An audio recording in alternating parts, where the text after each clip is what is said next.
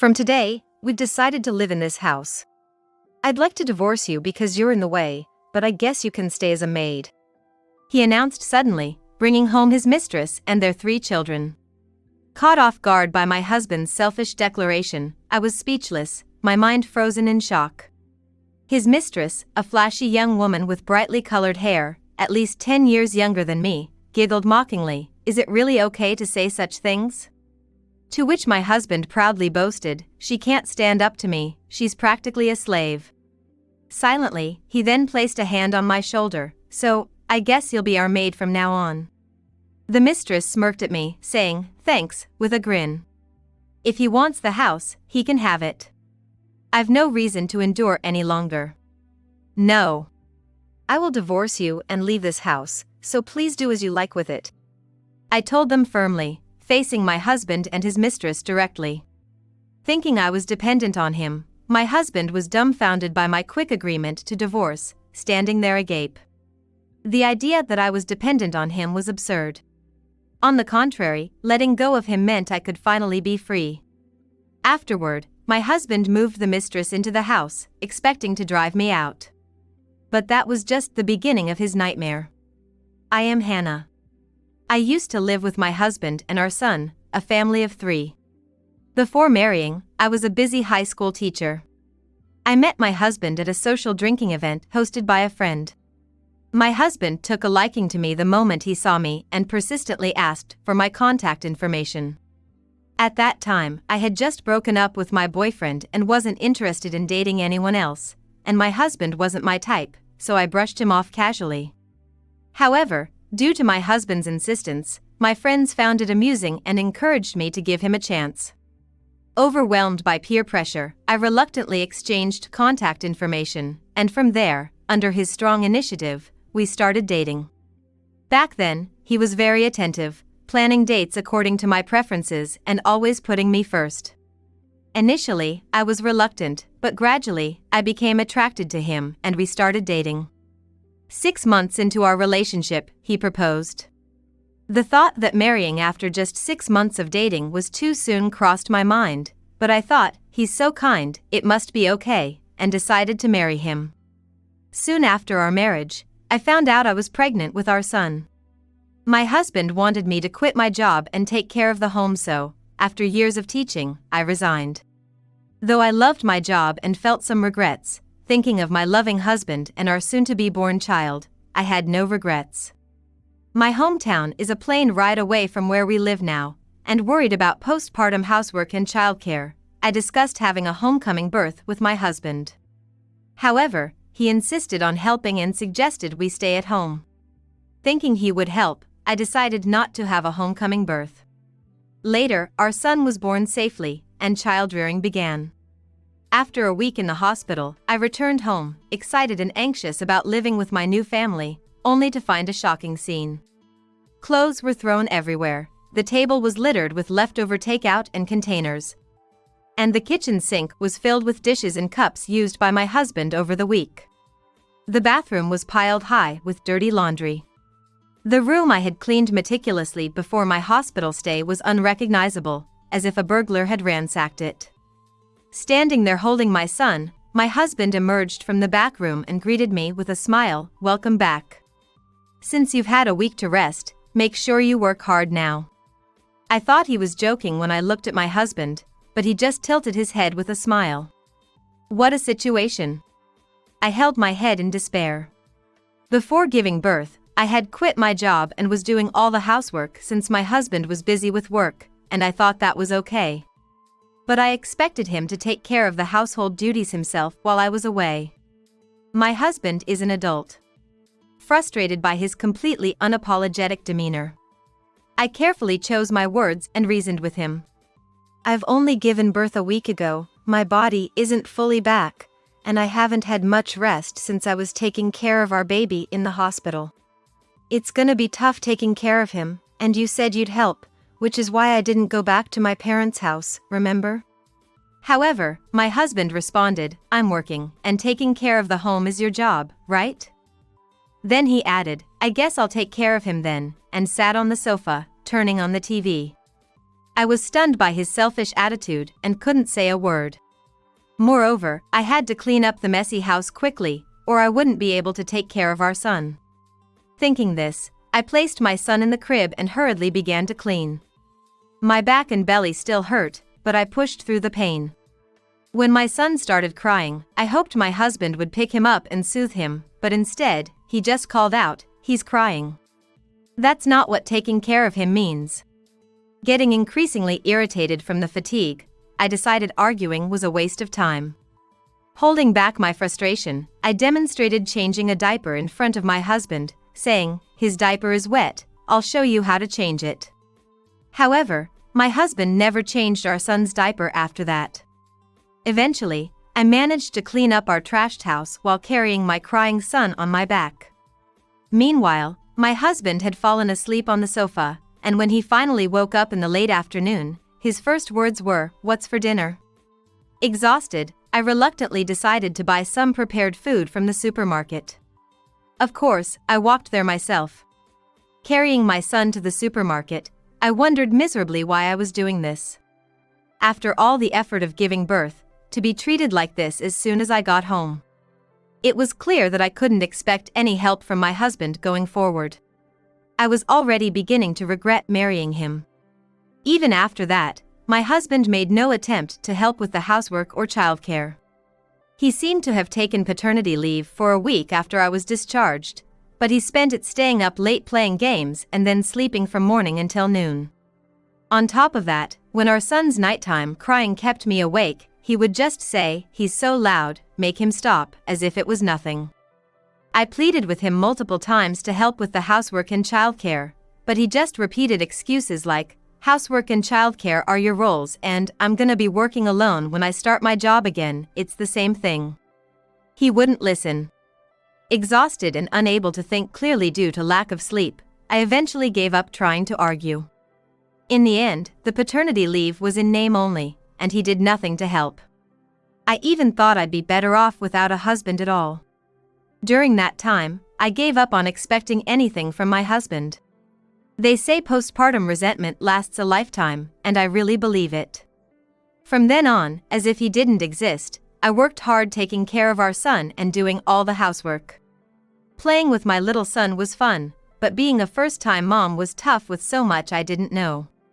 There were nights when I woke up to deal with his crying, and evenings when I was rushing to prepare dinner and he just wouldn't stop crying no matter what. It's normal for little kids to have days like that. I had to be flexible, so on days like that, I took a nap when my son did or switched dinner to something pre-made. However, one day my husband noticed the house wasn't dirty and snapped, "Did you even clean today? The dinner is so simple. And the main dish, the croquettes, are just store-bought. Don't cut corners." No matter how much I explained that I couldn't keep up with housework because of taking care of our son, he would just say, "You're not working, so you must be free all day," and wouldn't listen. I was fed up with a husband who wouldn't help but was quick to criticize. Furthermore, I noticed that the living allowance he gave me started to decrease once our son began kindergarten. As our son grew, the costs for groceries and daily necessities increased, and there were rising monthly expenses. When I told him this, he insisted that everyone's salaries were going down due to the recession, but he was giving enough and blamed me, saying, "If there's not enough money, it's because you're not managing our finances properly," and accused me of wasting money. Looking down on me coldly, he spat out, "Don't ask for money when you don't work." Being told that, I was left speechless. Reluctantly, I started dipping into my savings from before I was married to cover the monthly shortfalls. As these days continued, my savings quickly diminished, and feeling a sense of crisis, I decided to return to full-time employment as my son started elementary school. Despite the gap in my professional life, I was anxious about finding a job but managed to get hired as a tutor at a learning center, leveraging my background as a former teacher. I was grateful that, considering our son was still young, I was assigned to teach early grades at the elementary school. When I told my husband I was getting a job, he just emphasized, "You're choosing to work, so don't put any burden on me." I took this as a clear sign that he expected me to continue handling all the housework and childcare as before. If I had told him I'm working because the money you provide isn't enough, he would undoubtedly have become enraged, and I couldn't predict what he might do. Besides, I already knew from our past life together that trying to discuss anything with him was pointless. While working full-time and managing the house was challenging, it became manageable as our son grew older and needed less attention. Now that I was working as a full-time employee, I realized that I wouldn't struggle if I divorced my husband. In fact, the thought of being free from stress and only seeing benefits started to frequently cross my mind. However, our son was attached to his father, who only played with him occasionally. My husband was the type to only take part in the fun aspects of parenting, engaging with our son only when he felt like it. Our son enjoyed the rough and tumble play that only a strong man could provide, and he was visibly happy when his father played with him. The thought of taking his father away from him through divorce, and the pain it might cause him, weighed heavily on my heart. So, I couldn't bring myself to go through with a divorce. Time passed, and our son became a high school student. By then, my husband not only stopped contributing financially, but also began staying out late under the pretext of work or being frequently away on business trips. As a teenager, our son, who had been fond of his father during his elementary years, started to express his frustration, saying things like, "Dad's not coming home again today," and seemed fed up when his father was home, doing nothing but sleeping. He also started to resent his father, who was hardly ever home but still criticized his academic performance. For me, since my husband was rarely home when I was awake, I got to spend more time just with my son, and we enjoyed a more comfortable life than before. Our son, perhaps taking his father's lack of involvement as a cautionary tale, became a helpful and sincere young man, voluntarily assisting with household chores without being asked. After studying hard, he managed to get into a national university that he could commute to from home. He spent meaningful years at university and secured a job at a major company, eventually moving out. On the night our son left, I felt a sense of loneliness but also a profound sense of accomplishment for having raised him well on my own. Now, I decided to live freely for myself. With that resolve, I began taking serious steps toward divorcing my husband, which I had put off until now. One holiday, while relaxing in my room, I heard the front door open, my husband's voice, and the sound of several people entering the house. My husband had been away for a while but seemed to have brought someone back with him. Curious, I left my room and saw that my husband had ushered the guests into the living room. As I approached the living room, I encountered a sight I had not expected, a flashy, younger woman by about 10 years, with brightly colored hair, and 3 children ranging from kindergarten to early elementary school age. Stunned by these unexpected visitors, my husband casually introduced the woman and shockingly declared, "I am currently dating her." Why would he boldly bring such a person into our house? While I was reeling, my husband further agitated me by flaunting a divorce paper and saying, "We've decided to live in this house from today. I would like to divorce you since you're in the way, but you can stay on as a maid if you like." His outrageous statement left me speechless. While I stood frozen, my husband and his mistress snickered, "Can you really say that? She's never stood up to me, after all." My husband boasted to his mistress that I was like his slave. He seemed to think my silence was due to fear, that I had given up expecting anything from him and let him do as he pleased, thinking resistance was futile. I had kept quiet for the sake of a peaceful life with our son, holding back my true feelings for his sake, not wanting to expose him to the distress of our arguments. I believed showing conflict would only unsettle our son's mind. Yet, misunderstanding my silence, my anger rose against my husband. He was now proudly telling his mistress that I had been like a dutiful wife, quietly awaiting his return, even when he stopped coming home. His mistress laughed crudely at his words. As I looked at the children sitting carelessly on the sofa, absorbed in their handheld gaming devices, seemingly indifferent to the confrontation among the adults, I asked my husband, "Whose children are these?" As if it were the most natural thing, he bluntly stated they were his and his mistress's children. According to him, he had started the affair with the mistress around the time our son entered high school, and had since fathered 3 children, building a separate family elsewhere. Judging by the children's ages, it seemed the relationship had led to pregnancy almost immediately. The cessation of financial support for our home was probably because of this. Since the living expenses he provided were already insufficient, leading us into debt, I had paid for our son's high school and college expenses entirely from my earnings. My husband surely knew that our son had gone off to college, but he never once brought up the topic of tuition. While I struggled to raise our son, my husband was engrossed with his mistress and their children elsewhere. The fact that he disregarded not just me, but our son as well, made my blood boil. In response to my silence, my husband casually placed a hand on my shoulder and said, "Well then, I expect you to serve as a maid from now on." The mistress smirked at me, saying, "Thanks," while giving a mocking laugh. Facing them squarely, I spoke firmly. "No. I am divorcing you and leaving this house. Please do as you wish with it." Thinking I was dependent on him, my husband was stunned when I agreed so readily to the divorce, his mouth agape. I informed them that I would pack my things and leave the house today, then quickly returned to my room. I had been gradually reducing my belongings in preparation for the divorce, so packing was quickly done. I packed only what I needed immediately in a suitcase, organized the rest, and arranged for a moving company to pack and transport the remainder later. After finishing all preparations, I signed the divorce papers without hesitation. My husband had already filled out his part, so I said, "I will be submitting these now," and tucked them into my bag. Surprising him by leaving the same day, I left my puzzled husband and his mistress behind, and headed straight to the lawyer's office where the divorce papers were successfully filed. I lived in a hotel for about a week but soon rented a condo.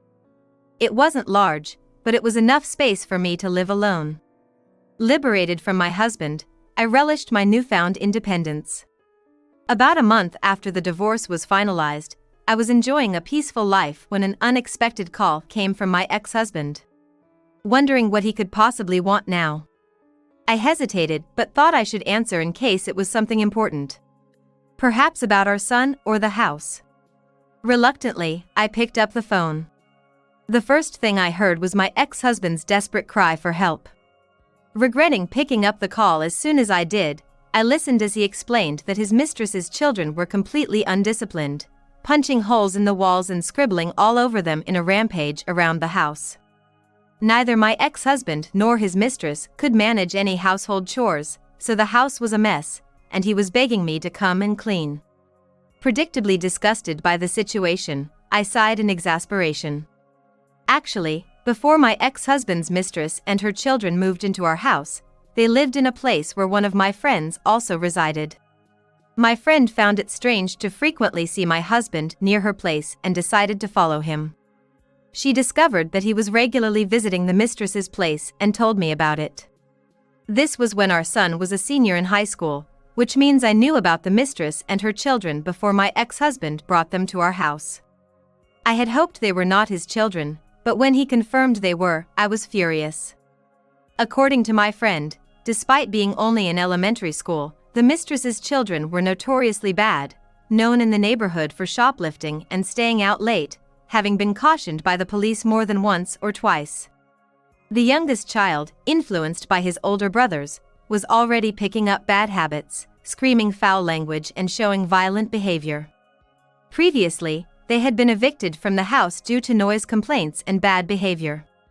Even when child welfare officers visited because the children were left unsupervised, the mistress did nothing. My friend had told me that there were already many complaints about the mistress and her children from her neighbors, and it seemed only a matter of time before they were evicted again. So, when my ex-husband brought the mistress to live with us, I immediately realized they must have been kicked out of their place. I confronted my ex-husband. "You knew this would happen, didn't you?" Flustered, he admitted that since it was rented under the mistress's name, he didn't care if it got damaged, and as he usually dated her alone, he hadn't bothered about what the children were doing. Then, realizing I had known all along and kept quiet, he snapped at me, "Why didn't you warn me?" His childish blame-shifting and outburst were just so typical that I was utterly disgusted. Ignoring his ranting complaints, I mentioned I had business at the house, leading him to mistakenly think I was returning for good, and he happily ended the call. 3 days after that call, I visited the house with a lawyer. From the entrance, I could see windows patched with cardboard, torn lace curtains, and a glimpse of the disordered interior through the gaps. Only 2 months had passed since I left, and I was shocked at how rundown it had become as I pressed the intercom. My ex-husband opened the door immediately, retreating in surprise when he saw the male lawyer beside me. Mistaking the lawyer for my new partner, he aggressively asked, "Are you getting remarried or something?" The lawyer stepped between us, calmly introduced himself, and informed my ex-husband that they would be sued for damages. "Damages?"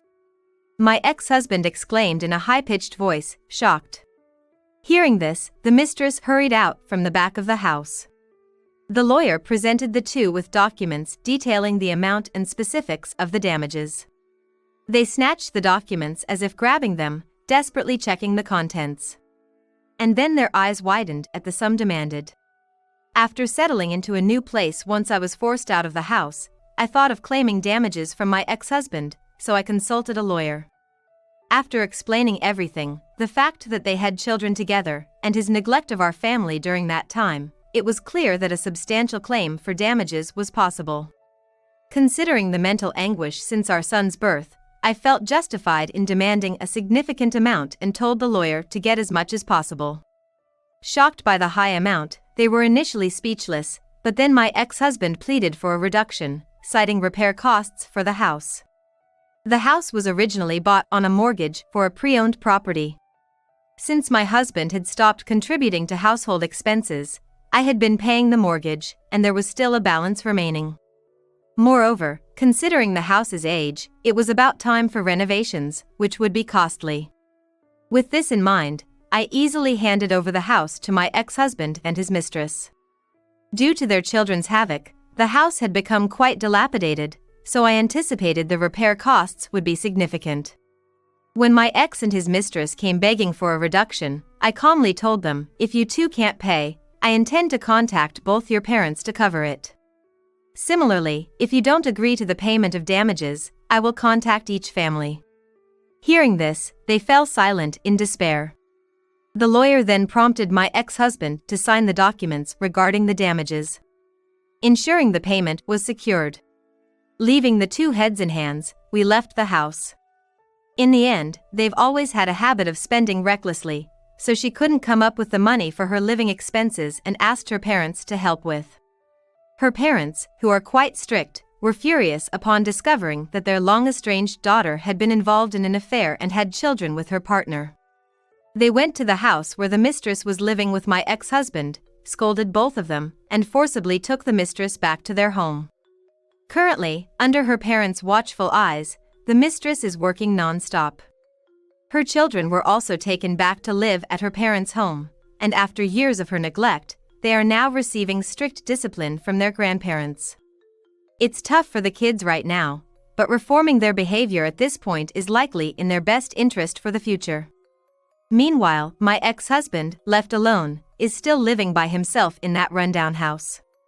Although he managed to pay the damages, he couldn't afford the repairs for the house, and, astonishingly, it's recently started leaking from the ceiling while the windows remain broken. Even if he wanted to sell, the house, now dilapidated, is hardly worth anything, and selling the land it's on wouldn't cover the remaining mortgage. In desperation, the ex-husband contacted our son, explained his current plight, and begged him to mediate between us. However, having seen my struggles up close, our son, who now despises his father, he coldly dismissed him with a firm "never contact me again." Rejected by his mistress and now by his son, my ex-husband was reportedly so shocked that he's been bedridden. Having secured the damages, I decided to use this opportunity to buy a condominium. I purchased a new condo in a convenient location near the station, which I can leave to my son if anything happens to me, and perhaps rent out later for additional income. After moving, my son often visits, and we enjoy meals together, just the two of us. He's doing well at his new job and absolutely loves his work. As for me, my career as a tutor at the Learning Center is going well, and I've even been approached about a promotion to become the head of the center, which seems likely to bring even more fulfillment. Having formally severed ties with my ex-husband, I feel liberated from the shackles that once bound me. Now, with my newfound freedom, I savor happiness every day.